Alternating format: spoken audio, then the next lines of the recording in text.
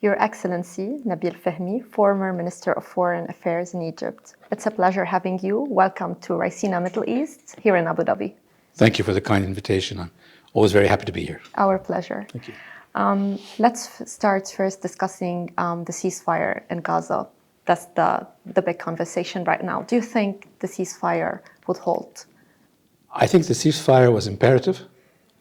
I think it was a necessary deal for both sides, the Israelis and the Palestinians. I think the deal will hold. I don't think it will be implemented. In other words, neither side will want to be the official withdrawer from the deal because there are consequences for withdrawing. That being said, no, I do not expect it to be implemented efficiently, fairly, and completely because it has a generic problem. First phase is clear to a great extent, not completely, but to a great extent. The second two phases are based on negotiations that will start in the phase before that. The balance of power on the ground is not equal, and therefore the tendency for continuing negotiations always leans towards the stronger. And I honestly do not believe that the present Israeli government believes in Palestinian rights, Palestinian national rights, needless to say, a two-state solution. Therefore, and I also believe that the sense of tension is a political asset that Israelis use frequently for their own domestic purposes, as well as projecting themselves as the victim in the region. So my long answer to you is it will stand, but it will not be implemented completely. Many said that, scenes of Hamas fighters being on the ground, being there, governing and handing over hostages would be a nightmare for Israel. How do you see this? Well, the reality is occupation leads to anger. Anger leads to resistance, and resistance has different forms, some which are secular, some which are less secular, and it's going to continue as long as the occupation continues. Secondly, the Israeli suggestion, their set goals, that they can get rid of Hamas while occupation continues, is a non-starter. They may, and they were actually successful in, to a great degree, hurting Hamas's capacities. But the essence, you want to call it Hamas 1, Hamas 2, Hamas 3, or something else. There will be resistance as long as occupation continues. And I'm here not only using my own logic, but the former Israeli Shin Bet director, Ayalon, said openly, the only way for security for Israel is separate the Palestinians and Israelis in a two-state solution. Egypt rejected the forced displacement of Palestinians after US President Donald Trump suggested a plan to, quote, clean out the Gaza Strip and move its population to Egypt and Jordan. Could these comments by President Trump be taken seriously? And what could happen next? First of all, I completely understand that they will be rejected by Jordan and Egypt. Jordan wants to be a Jordanian state, supportive of Palestine, but a Jordanian state. The Egyptians have always said that they support a Palestinian state, and they're not going to be implicitly, or of course directly, involved in a process to de-Palestinize the territories. This is a clear-cut attempt, and it's not initiated by Trump, by the way. This is what the Israeli government officials have been saying for a long time now, and they've immediately picked up on the Trump proposal. Trump's approach is simply, there's a problem there, how do we solve it? And he thinks it's a logistic issue. It's not logistics. And I don't know of a case in history, a conflict that's going on for more than 70 years, where the Israelis have allowed Palestinians to come back. So the idea that this is just temporary and they will be back is rather naive and not serious. I expect this to continue to become an issue because the Israelis will see this as something that Trump has agreed upon, therefore they will be encouraged furthermore to push it. But I honestly would find it very, very difficult and surprising if either Jordan or Egypt in any way went along with this. But Can these statements be taken seriously? Because we know President Trump usually says what he likes to see rather than what he wants to do. So what do you think here? What's the nuance? Well, he does both. I mean, I would caution against thinking that Trump is simply a talkathon rather than there's something behind those ideas. At the same time, you're correct in saying he doesn't always think through the whole process before he starts talking about it. In responding to Trump on this issue or anything else, and I appreciate the importance of America and all of that, but particularly with somebody like Trump, who is, if you want, an in-your-face, non-traditional politician, you have to be very clear from the outset. Very, very clear, and publicly so. Secondly, you have to present options for how to deal with the problem, because he's a businessman, he's a practical person. It's not ideology, this side versus this. He wants a deal, and he wants the deal to be attributed to him.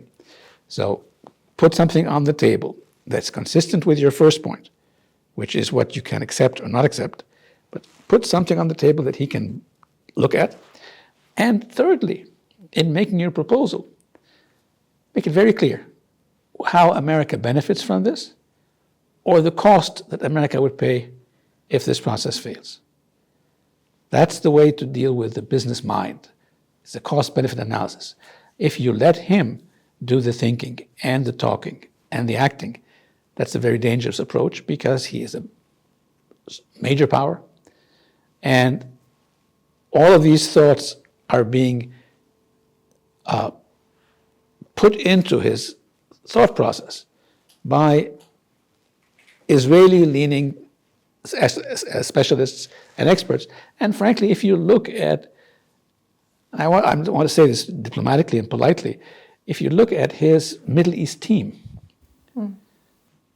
those on the project itself and those dealing with foreign policy, they are very, very, very strong supporters of Israel. Very few of them have been publicly enunciating the importance of peace between Arabs and Israelis. So this is not coming out of a vacuum. He's being fed these ideas, so we need to be clear. As loud as he is in terms of what he wants, we have to be loud also in terms of what we can and what we cannot do, not by way of a shouting match, but be clear. Secondly, because he looks at practical solutions, put some practical solutions on the ground. Whether they're acceptable or not is not the issue. And thirdly, indicate the cost-benefit analysis to America.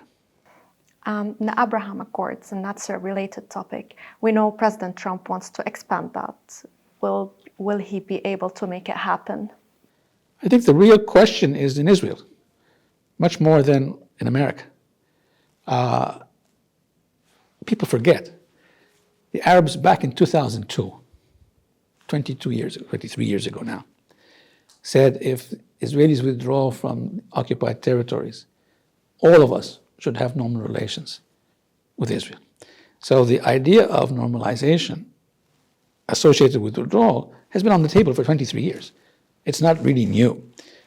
And it was raised, by the way, 20 years earlier in the Egyptian-Israeli agreement as well.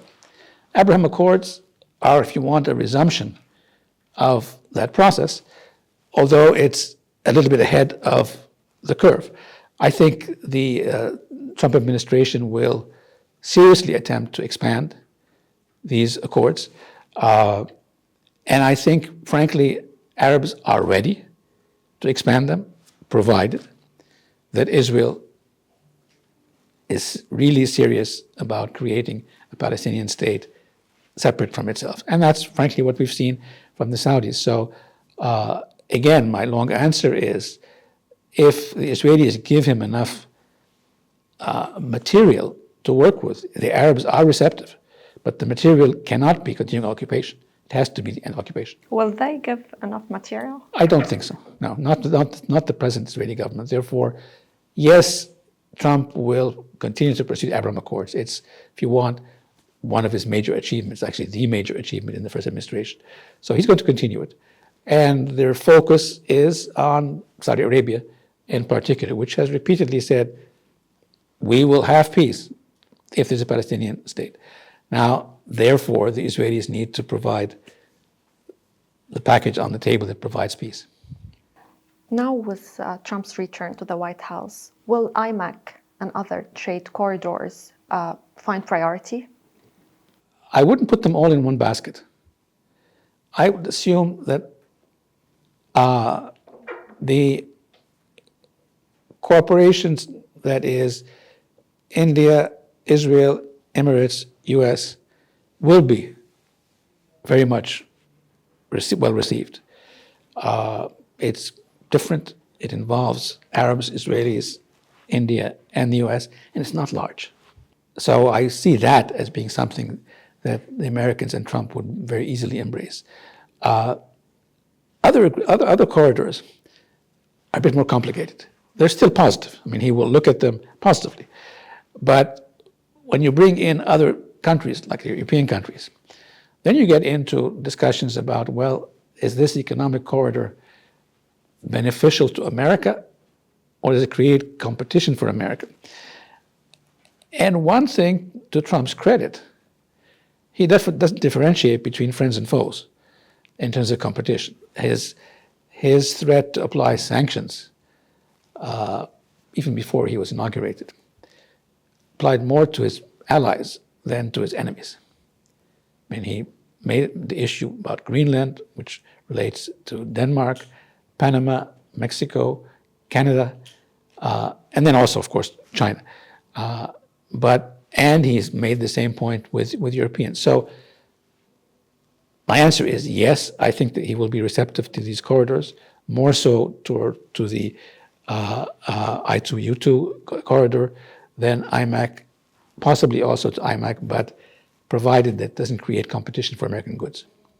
And speaking about not differentiating between friends and enemies and the America First policy, do you believe the stop work order that was issued last week by the US State Department for all existing foreign assistance and pause of new aid, could it weaken US influence internationally? I don't really take it that seriously.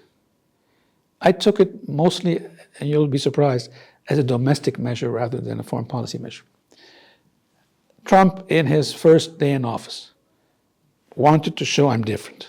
So he signed off on so many executive orders, everything from immigration to the issue on foreign policy and so on. It's to show that it's not the same thing. We're moving on. Secondly, there is a constituency within the Republican Party that have been arguing that foreign aid is excessive and we should not continue this.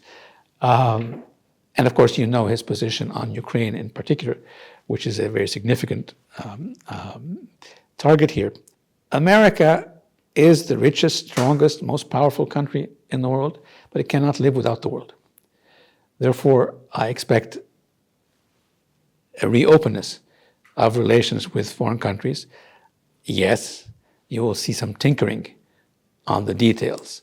How much you get, what's the accountability, what's the response to America. But if America makes the mistake of trying to simply look at this in the immediate short term and in a completely transactional fashion, well, I'll give you one example. The call for sanctions against China. What have the Chinese done? They didn't move their industries to America. They moved it to Vietnam. So the same products are coming in from, the same Chinese products are coming in from Vietnam, not to be targeted by sanctions. The global market is extremely interrelated and complex. Tariffs have a role, but they cannot be applied in a vacuum. And frankly, if you start applying tariffs in a regular, vigorous fashion, it goes against the whole logic of a market economy, about allowing the market to govern the process. So, yeah, you will see some more tariffs because Trump has to prove that he's Trump at the beginning and that he's different.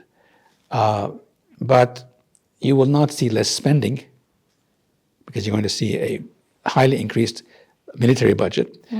And you will ultimately see the issue of tariffs becoming secondary to more serious relationships than the first 6 months of the administration. Thank you so much for Thank this you. conversation, and it was great having you. It's my pleasure. Thanks a Thank you. lot. Thank you.